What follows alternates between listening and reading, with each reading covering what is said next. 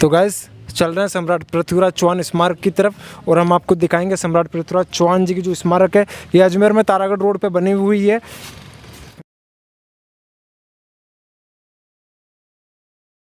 इधर आप ओपन चल रहे हैं सम्राट पृथ्वीराज स्मारक।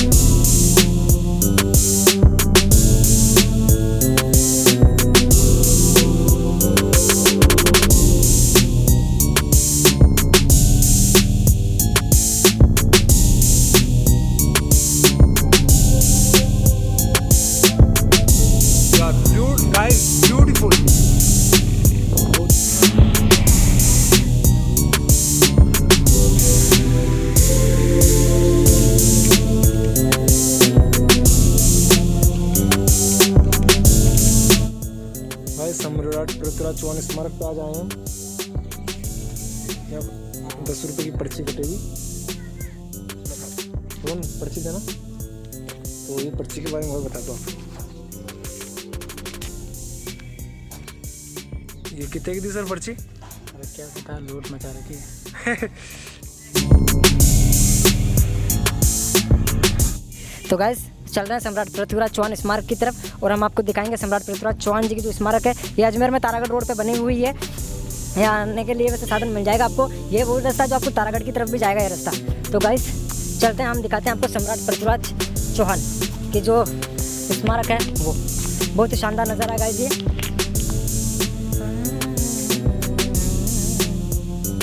घूमने के पर्पज से पिकनिक पॉइंट, मतलब बहुत अच्छी तरह पॉइंट है ये।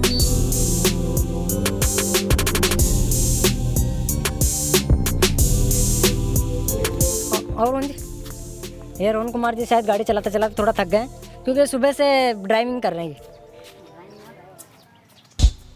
हम आपको पूरा अभी दिखाएंगे। अभी इस वाले रास्ते से अपन ऊपर जाएंगे और इस वाले से, और एक ही रास्ता है इस वाले से अपन नीचे आएंगे। और ये जो गाइस है चिड़िया के लिए, तो कुछ पशु पक्षियों का भी ध्यान रखें आप कहीं भी जाए तो।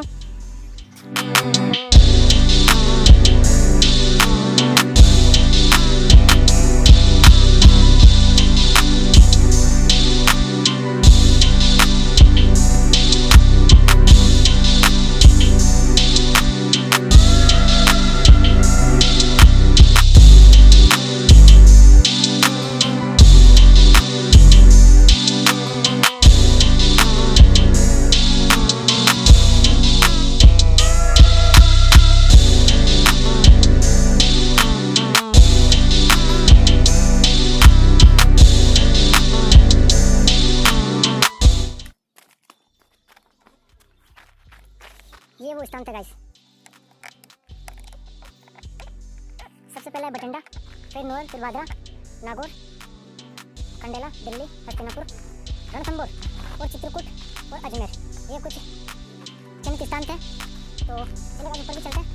और ये जो आप नीचे देख रहे हैं ये इससे वो नहर को दर्शाया गया है, जैसे सिंधु की गाइस।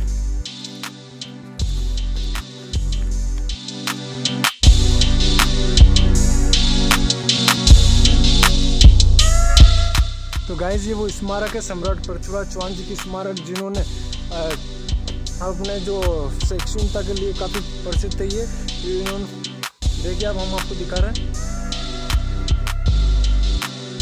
इनके बारे में कुछ बातें की। जीवनवर्ती सम्राट चौहान पृथ्वीराज चौहान जो है पिताश्री सोमेश्वर माता कपूर देवी जन्म श्रेष्ठ द्वादश के अंदर हुआ था इनका।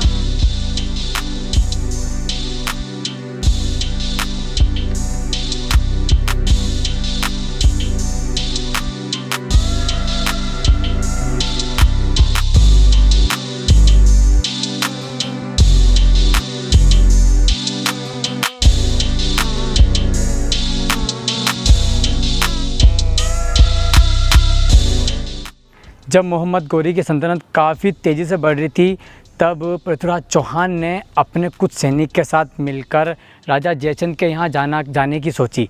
फिर उसके साथ हाथ मिलाने की सोची, लेकिन राजा जयचंद ने उनके सैनिकों को बंदी बनाकर मोहम्मद गौरी के साथ मिलकर पृथ्वीराज चौहान के महल पर हमला बोल दिया। उसके बाद जब उन्होंने जीत प्राप्त की, मोहम्मद गौरी और राजा जयचंद ने जीत प्राप्त की। जीत प्राप्त करने के बाद राजा जयचंद ने मोहम्मद गौरी से इनाम मांगा, तो इनाम में मोहम्मद गौरी ने उनको दिया कि 4 बांस 24 गज अंगुली अष्ट परमाणत सुल्तान कि परमाणत सुल्तान चौहान मत चूक, ये बोलकर गर्दन काट दी थी उसकी। जब पृथ्वीराज चौहान के सामने मोहम्मद गौरी था और साइड में उनके मित्र थे चंद्रवर्दाई, तब चंद्रवर्दाई ने एक दुआ बोला था, वो दुआ मैं डिस्क्रिप्शन में दे दूंगा, फिर डिस्क्रिप्शन में देने का वहाँ से पढ़ लेना।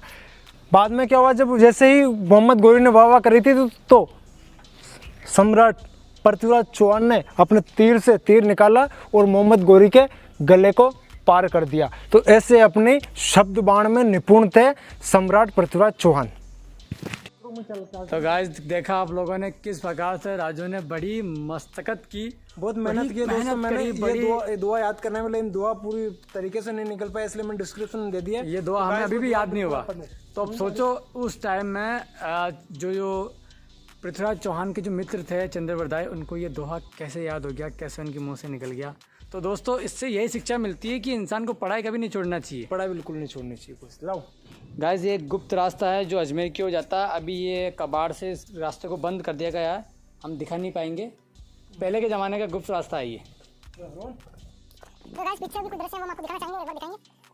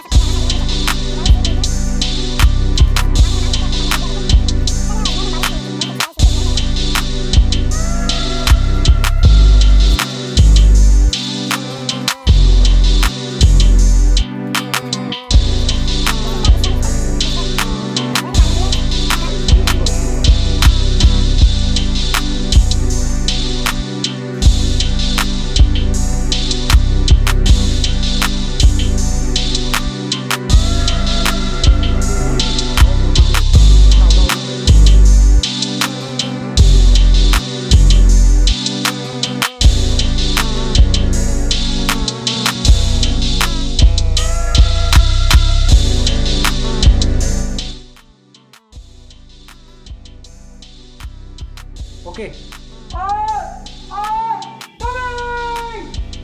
ये दोस्तों रोहन ने अपने चैनल का नाम बोला है। मैं एक बार फिर से बोलूंगा, एक बार जोर से पहाड़ियों में बोलिए।